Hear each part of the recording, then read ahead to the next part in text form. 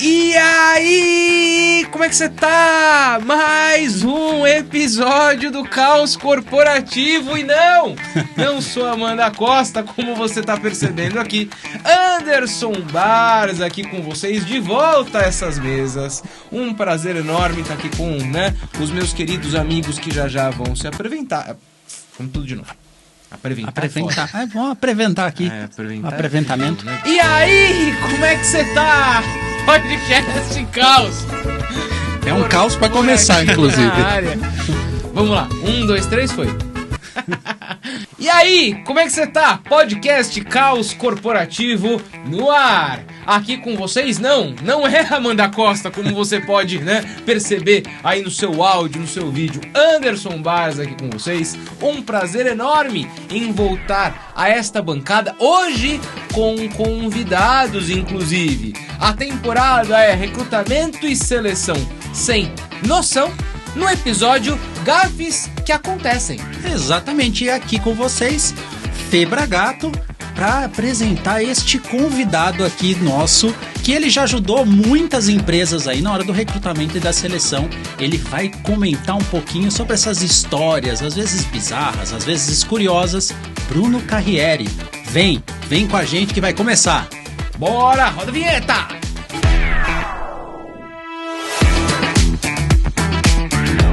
E hoje aqui com a gente o Bruno Carrieri, ele que é Manager Partner na Sun Human Capital e que tem uma vasta experiência em recrutamento e seleção, Executive Search, Headhunting, é formado em Direito e é reconhecido por suas soluções inovadoras, diferentes, personalizadas aí no recrutamento de talentos. Bruno, por favor, se apresente para os nossos ouvintes. Bem-vindo, Bruno! Bem-vindo! Muito obrigado! Obrigado pelo convite, muito bom estar aqui. Como você falou, eu trabalho um pouco mais de 10 anos com recrutamento, sou formado em Direito, fugi aí da minha formação há uns 10 anos, então eu trabalho também com recrutamento de executivos e com algumas consultorias para a empresa, mas sempre focadas em pessoas. Então tenho bastante experiência nesse universo de gafes de todos os lados. Que legal, Bruno. Eu tenho uma primeira pergunta para te fazer antes da gente entrar no tema ainda, que a gente precisa falar de gafe. Mas antes, uma curiosidade inevitável para todos os ouvintes que já começaram a mandar aqui as suas mensagens, inclusive, mentira, são minhas curiosidades, então eu tô aqui rediando este podcast, eu posso perguntar, não é verdade? Que é o seguinte, como é que um advogado foi parar nesta área de atuação aí nesse mercado de Executive Search, ô Bruno? Então, por acidente, como todos nós fazemos para virar Headhunter, então a gente até brinca, que tem um meme aí onde tem uma senhora passando na rua, o portão fecha e puxa ela para dentro da casa. É assim que a gente vira Headhunter. Então não é planejado, não é que a criança nem consciente. consciente. Você não vê a criança, Eu em quero casa. ser Headhunter. O que você quer ser quando crescer? Quero ser Headhunter, Eu tiro o capacete, eu quero virar Headhunter, Então aconteceu por acidente, mas acho que tem muito a ver com a questão das humanas, assim. Então, gostar de lidar com pessoas, seja de um lado ou do outro, teve muito a ver com isso. Mas foi totalmente por acaso, nada planejado e sorte que deu certo. Que bom, Bruno.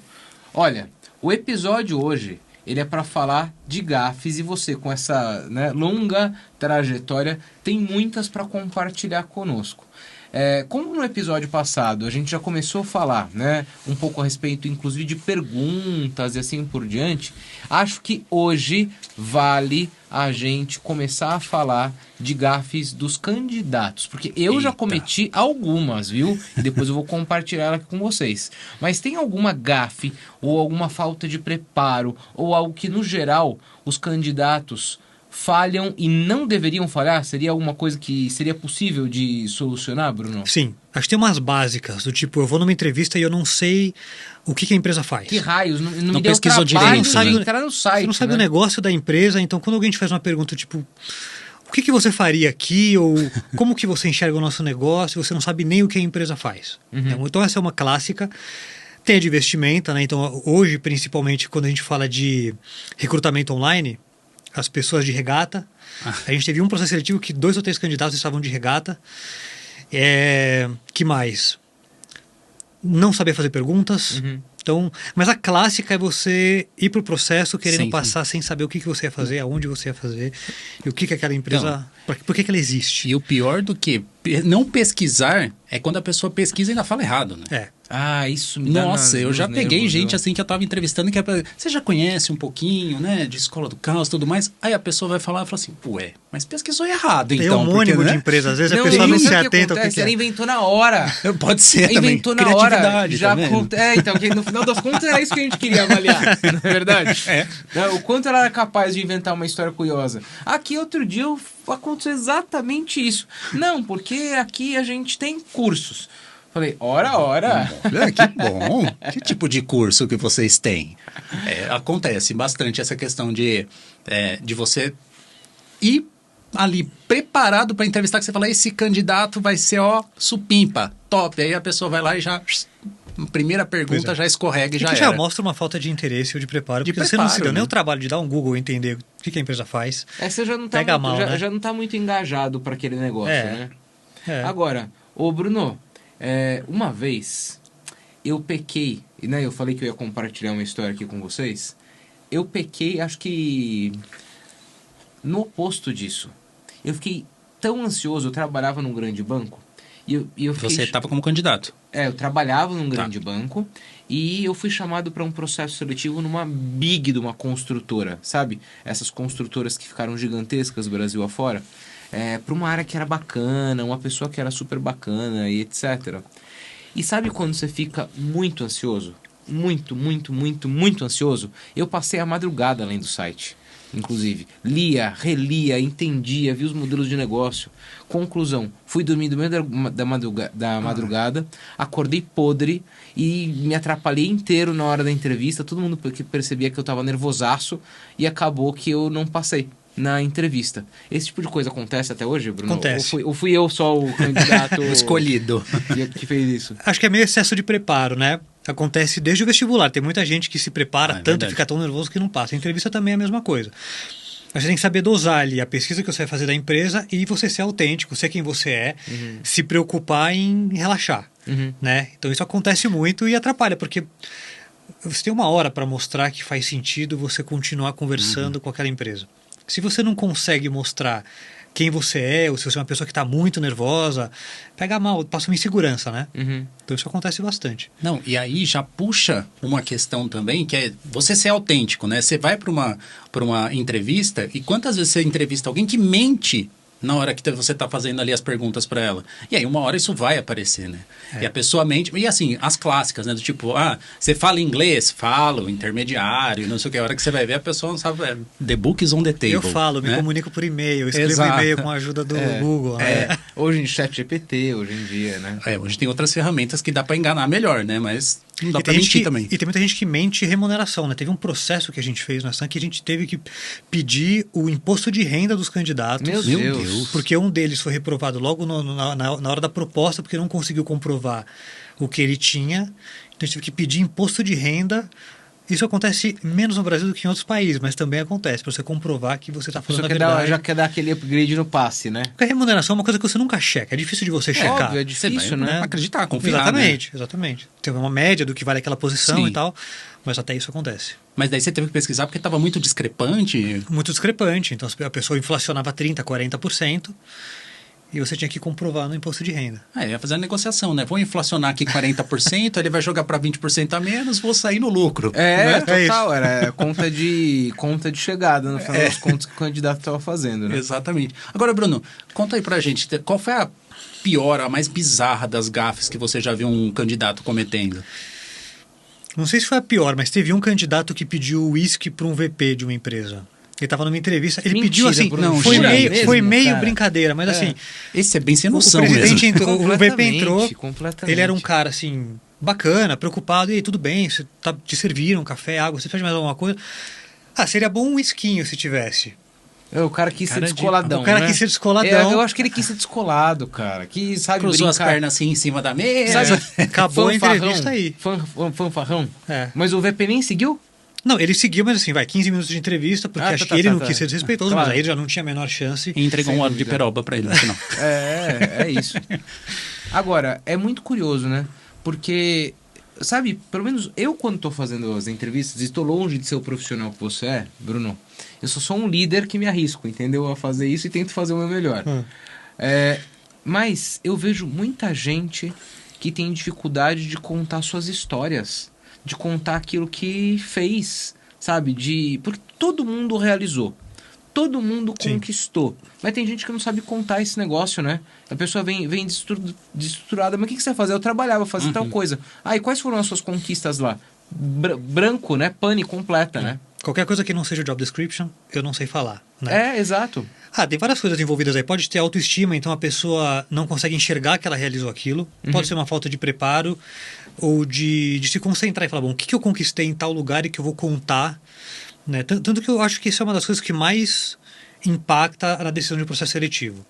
Quem que consegue contar de maneira coerente uma história e, principalmente, como é que eu adapto essa minha história para o lugar por onde eu estou sendo entrevistado. Porque não adianta eu falar uma história que não tem conexão com o que você precisa ou com o que você busca, né?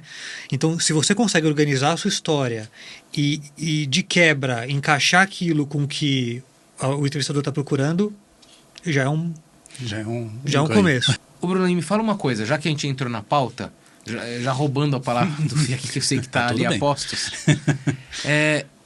Mas o excesso de preparo para contar a sua história e falar dos seus resultados. Sabe aquele discurso engessado, prontinho? Não, porque eu elevei o indicador XPTO, porque eu diminui o churn, porque eu aumentei a receita, porque genérico, eu aumentei né? o LL. Me conta, como é que isso soa para vocês que estão entrevistando o candidato? Só meio fake, né? Mas acaba sendo divertido, porque a gente tem ferramentas para chegar e falar, então me explica como que você fez isso. Porque uma coisa superficial que você ensaiou, a menos que você tenha ensaiado uma mentira bem profunda, fica difícil de justificar. Então, quando você pergunta como foi feito, e às vezes mudando a ordem do que seria uma pergunta lógica, você pega esse tipo de situação. Você pega a mentira, porque eu não posso, no meu trabalho, passar uma pessoa despreparada para o meu cliente, porque senão ele vai pensar, bom, o Bruno não fez a segunda pergunta depois do discurso ensaiado, né? Mas acontece. Acontece menos do que a pessoa despreparada, mas acontece. Que legal. Falando desses exageros aí que acontecem na hora da entrevista, tem aquela questão do oversharing, né? Quando você está colocando coisa demais ali para o recrutador. A gente está falando dos erros, né? Dos gafes que acontecem aí com o entrevistado, com o candidato. O que o candidato não pode falar, que assim, que é um oversharing mesmo, não tem necessidade alguma de falar no dia da seleção. Botão de ejeção. Exato. Né? Tipo, falou, tchau. Na hora a cadeira, né, perdeu. Jogou pra cima. Pau, isso. Né? Putz, não sei se tem uma coisa... Eu acho que é muito mais como você faz do que o que você faz. Então já teve pessoas que falaram de momentos de carreira que o familiar estava doente, não tomaram determinada decisão. Outros que contam no detalhe, e aí pode ser problemático, né? Que você passa 15 minutos da entrevista contando no detalhe a cirurgia da sua avó. Até coisas que você gosta e coisas que você não gosta. Então eu acho que é mais como você compartilha e a importância que você dá, o peso que você dá naquela 1 hora que você tem para conversar daquilo, do que o que você fala. Deve ter alguma coisa que realmente é absolutamente proibida, mas eu não estou pensando agora, assim. Acho mais importante você saber como que você fala e por que você está falando. Então, por que você ficou 6 meses afastado do mercado? Eu tive que cuidar de um familiar que não estava legal, que ficou doente, eu morei em outra cidade. Você não precisa falar da sonda que a pessoa colocou, sabe? Que daí a pessoa já vai além do overshare, ela vai no prolixo, né? Exatamente. Começa a ficar, tipo, demais mesmo que você tá falando. Tá, breveia, dizia e assim, a vovó. Eu pelo menos umas 5, 10 pessoas choraram comigo em sala de entrevista. Choraram, mas por quê? De nervoso? compartilhar De história, coisas você emotivas? começa a compartilhar e eu tenho um perfil que eu escuto, né? E então eu tento não cortar e tal. A pessoa termina a entrevista chorando ali, se desculpa porque percebe que não era o momento e tal, mas é uma forma de isso, ser autêntico também, é né? uma forma de ser autêntico. A pessoa tem ali, não tá absolutamente fazendo nada de... Eu não tô atuando aqui, sou eu, por isso que eu tô emotivo e tudo mais. Tanto que eu acho que atrapalha menos do que um oversharing que vai, sei lá, por um lugar que não tem nenhum interesse. A pessoa se emociona às vezes por uma história, mas... mas às vezes atrapalha um pouco, por mais que seja autêntico e natural, às vezes você precisa até de uma segunda conversa, porque senão você não captou tudo o que você precisava ali, né? Sim. Agora, isso é meio raro, né, Bruno? Do entrevistador se propor a ter um segundo momento com o candidato, né? Depende. Se for olhar a regra, sim.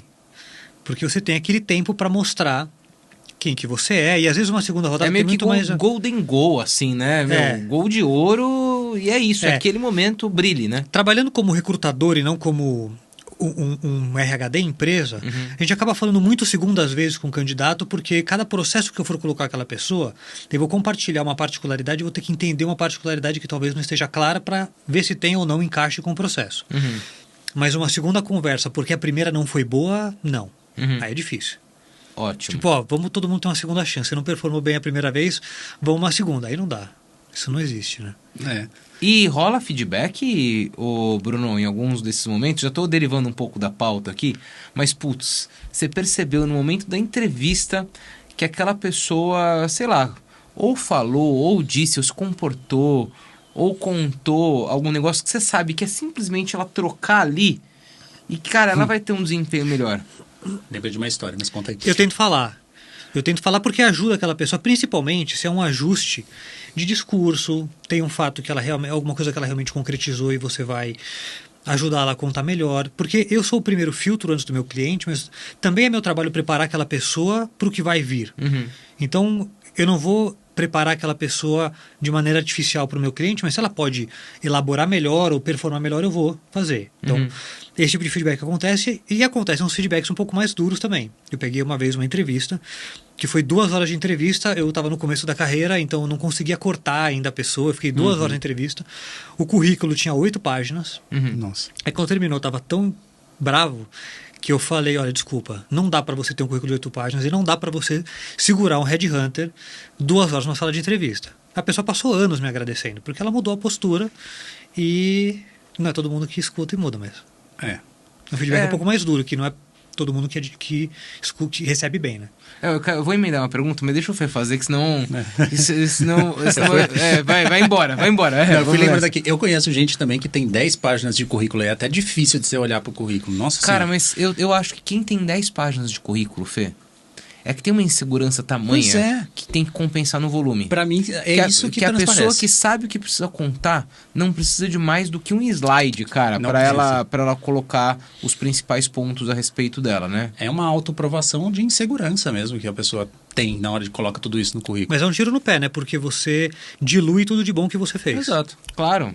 Porque daí mostra, pra mim, transparece uma questão de tipo, tá, mas qual que é seu foco? Porque você tem 25 mil cursos em coisas que são complementares, mas não é um especialista. Tipo, oi, tô meio perdido aqui no que você faz. Mas eu lembrei de uma gafe aqui de um candidato também. Inclusive ele deve ouvir aqui, daqui a pouco é exposição que chama.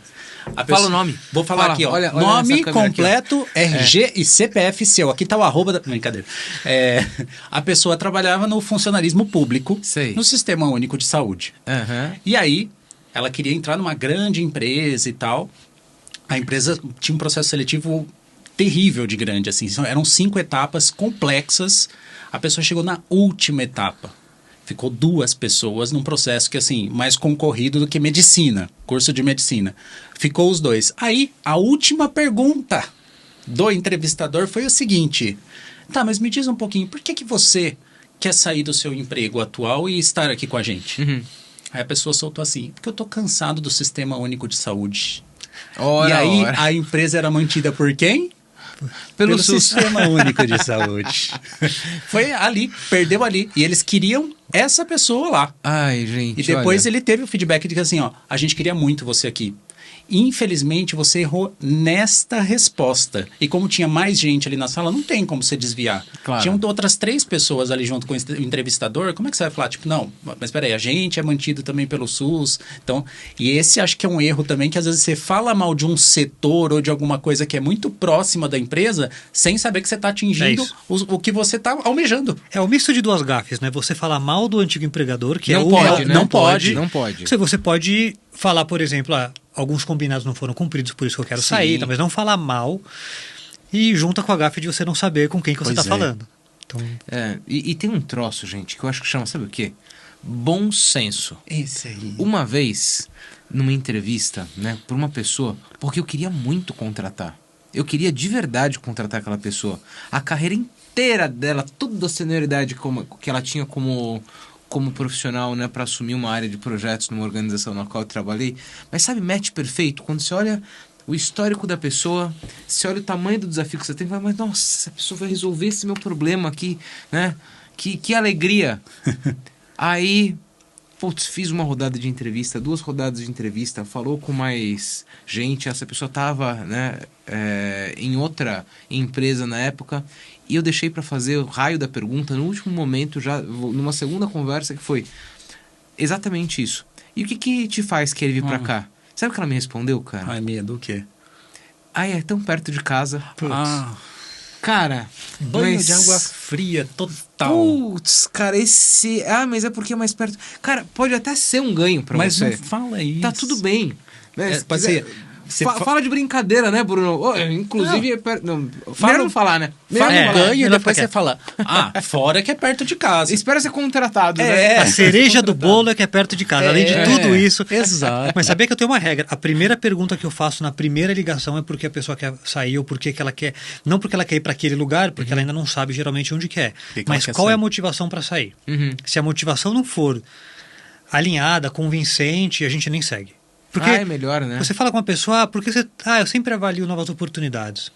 Porque eu gosto de projetos interessantes. Tá, mas o que te motiva a sair de um lugar e ir para o outro? Porque se não tem motivação, é só grana ou é qualquer outra coisa, ou você é um aventureiro no processo, eu estou te colocando e meu cliente vai sofrer a mesma coisa daqui a pouco, né? Claro. Então, a motivação tem que ser a primeira pergunta. Sem dúvida. E te transmite... senioridade, não é senioridade a palavra que eu queria falar, mas... não é senioridade, mas é... Poxa, posicionamento, convicção... Um pouco de autoridade ali. Quanto que eu de fato consigo avaliar a minha carreira, entender meu momento, quanto que eu me conheço, quanto que eu tô afim, né? Porque senão, putz, vira vazio, né? Sim. Agora, Bruno, você já foi colocado em alguma saia justa por algum candidato e teve que dar uns... Acho que não, nenhuma que fosse muito constrangedora. O meu sócio Muito constrangedora já foi, quer dizer que teve alguma constrangedora aí. É que não me marcou, então eu não, acho que não teve. O meu sócio teve uma. Se eu não vocês cortam se eu não puder falar isso, mas a gente tinha umas salas muito pequenas de entrevista, né? Não existia remoto, nada disso. E ele entrou na sala de entrevista, que o candidato geralmente estava esperando lá. Estava um cheiro insuportável na sala de entrevista. E aí deu 5 minutos, o candidato levantou e falou, desculpa, preciso ir no banheiro, levantou e foi embora. Eita, preula. E aí fica um clima meio chato, meio pesado, estranho, né? meio pesado. Mas isso, né, foi bem constrangedor. Mas eu não me lembro de nenhuma situação que eu fiquei Eu Sem saber. Se fosse seu sócio, como é que ele chama? Hugo. Eu, se fosse o Hugo, ia falar, vem cá, vamos bater papo ali no café, chega mais. Vamos mudar essa linha aqui. Isso, vem, vamos no café ali. Ó. Vamos no rooftop, né, que tem uma área ao ar livre aqui pra gente conversar um pouco mais confortável.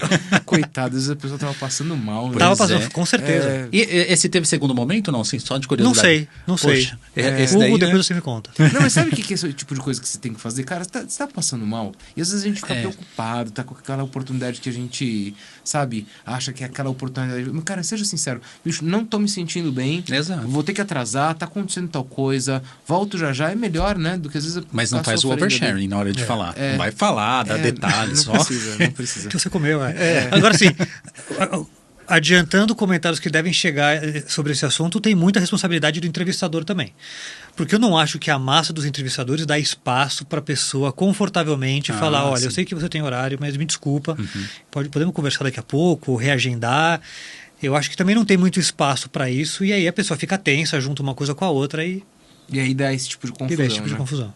Olha só, eu queria, Bruno, extrair de você a seguinte informação.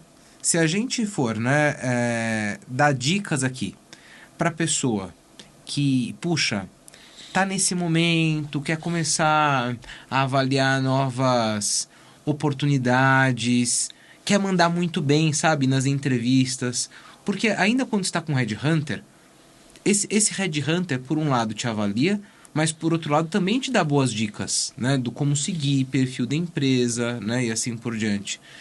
Mas como que uma pessoa, né, quais são os cuidados principais que estão aí no seu radar que você pode dar de dica para o ouvinte que está nesse momento, para o ouvinte, para o telespectador, que está nesse momento de avaliar novas oportunidades, sabe? Dicas de ouro que se ele seguir, se ela seguir, vai ter um processo que, puxa, tenderá mais ao sucesso. Tá bom. Vou tentar resumir aqui. Primeira coisa é, vá conversar com lugares que estão alinhados com o que você acredita. Do ponto de vista cultural. Do ponto de vista cultural. Então, tem muitas pessoas que não gostam de trabalhar em setores específicos porque não tem a ver com elas. Então, escolha primeiro que tipo de lugar que você vai conversar.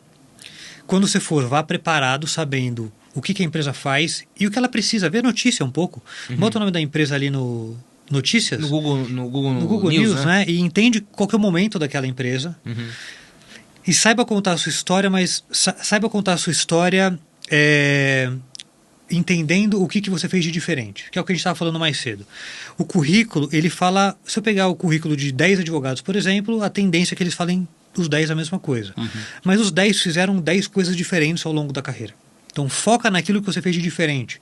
No que você conquistou, nas mudanças de processo que você ajudou a criar, ou o impacto que você teve numa empresa... Porque aí você consegue tangibilizar o impacto que você vai ter nessa nova empresa. E aí, se você sabe qual é a empresa e já tem ideia do momento dela, você conecta uma coisa na outra, né? Então, eu fiz isso e eu entendo que pelo momento que vocês estão passando, pode ter uma sinergia por causa disso, né? E acho que a dica maior, eu vou até olhar para a câmera para falar essa, seja autêntico. Porque se a empresa não tolerar a sua autenticidade na entrevista, não era lugar para você mesmo. Não era. A gente tenta convencer o lugar a nos contratar, mas se tem o nosso perfil... Exatamente. Então, não se moldem e não sejam diferentes no momento da entrevista. Cara, você depois vai sofrer, né? Inclusive. Vai. Pra gente caminhar pros nossos finalmentes aqui. Eu tenho tanta mais pergunta pra fazer. Acabou, querido. Foram ótimas as dicas, mas eu quero saber se vale também, tanto pro candidato, bater um papo com alguém que está lá na empresa, de repente conhece alguém, ou e se não conhecer? Então, perguntar para o recrutador. No LinkedIn é uma dureza, hein? Mas tem recrutador que inclusive fala, olha, se inclusive você quiser bater um papo com alguém aqui, tem fulano e tudo mais. Eu já passei por uma entrevista que a pessoa falou, se você quiser bater um papo com alguém para sentir como é que é e tudo mais, deu essa abertura. Vale para o candidato bater papo e pedir? Vale muito a pena. Hoje a gente tem outras ferramentas, por exemplo, o Glassdoor, que é um site onde você consegue ver... Né?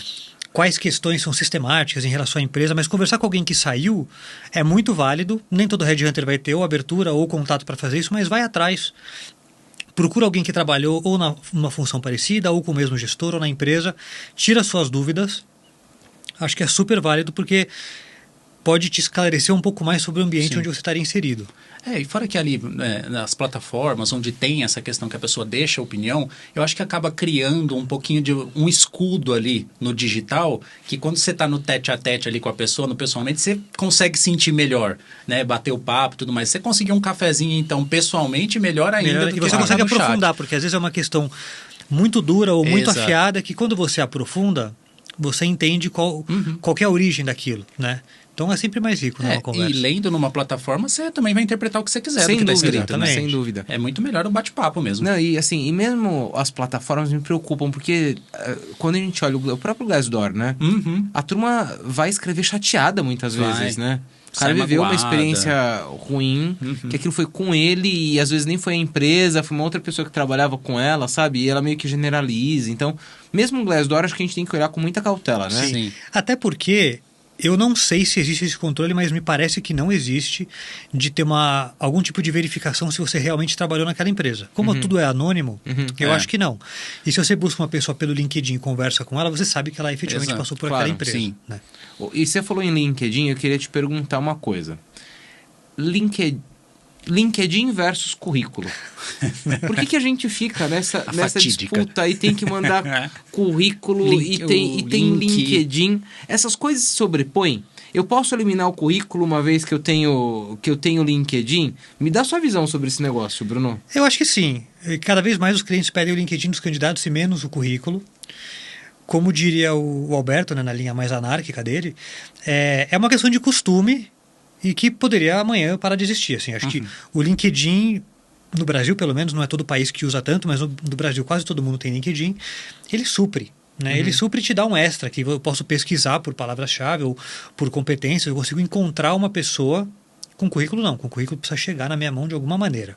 Claro, né? e sem muita inteligência. Claro que hoje tem sistemas com inteligência artificial que avaliam os PDFs e etc, né? Mas é Mal, que parece... muitas às vezes sim.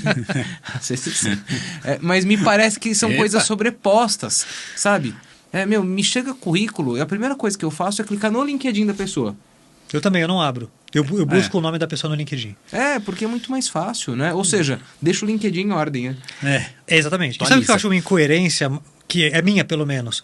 Eu nunca gostei de foto no currículo. Eu sempre achei que não tinha nada a ver. Mas eu vou no LinkedIn também para olhar a cara da pessoa, porque você transforma aquelas informações numa pessoa. Mesmo, né? Exatamente. Agora, putz, isso aqui o que eu vou falar vai abrir outra temporada. Não, né? eu já tô sentindo um cheirinho aqui de spoiler do próximo episódio nesse bate-papo. Não, aqui. porque pensa, a gente tá aqui falando de processo seletivo, de ver cara, e hoje a gente tem toda essa conversa sobre os processos seletivos anônimos. E muitas vezes... Spoiler do Nelson Barnes. Ele tá dando spoiler, gente. Essa parte aqui, gente, vocês pulam cara, pro outro. tem um lance de viés aí que é enorme, né? Mas a gente deixa pro próximo papo, Exatamente. Né? Vambora, que senão a gente vai fazer outro episódio aqui. Tá bom, vambora. Já fica a chamada pro próximo. Sem isso. dúvida. E então para fechar, pode fazer pergunta pro entrevistador? Tipo, a gente fez uma entrevista aqui, você acabou de me perguntar um montão de coisa. Eu posso chegar no final para você e falar: e aí, Bruno, o que você achou? Mandei bem? Vale ou não vale? Eu acho que vale também dependendo do tom. Então, assim, se você falar num tom pedindo um feedback, querendo entender como que você foi, se é algum ponto, sim. Mas tem muita gente que fala meio que... E aí, foi aprovado? Foi aprovado? Te colocando contra a parede, sabe? Aí não. Mas tem espaço, sim. Tem espaço? Tem espaço. Muito bom. Que bem. Ô, Felipe, corta esse troço, não... Vambora não então, aqui. gente. Vambora, que senão eles não deixam a gente ir embora e a gente vai ficar aqui com um episódio de 1 hora pra você, tá bom? Um beijo, obrigado, Bruno. Muito obrigado. Pela sua contribuição aqui, por todo esse bate-papo. Eu acho que esse papo aqui a gente podia vender como um curso. Eu acho. Já nas lojas online da Escola Tá do aqui o Caos. link pra você comprar, minha gente. É isso, tá aqui o link. A gente agradece demais o Bruno por rentabilizar o produto. Não, brincadeira. YouTube, Spotify, sabe o que já tem que fazer, compartilha, comenta, manda pros amigos. E assim, por diante, pros viu? inimigos, pra todo mundo. Isso Manda aí. pra geral, no grupo da família. Um beijo. Obrigado, Até a próxima. Obrigado, Obrigado, obrigado. Bruno. Mais vezes, viu? Tchau! Tchau.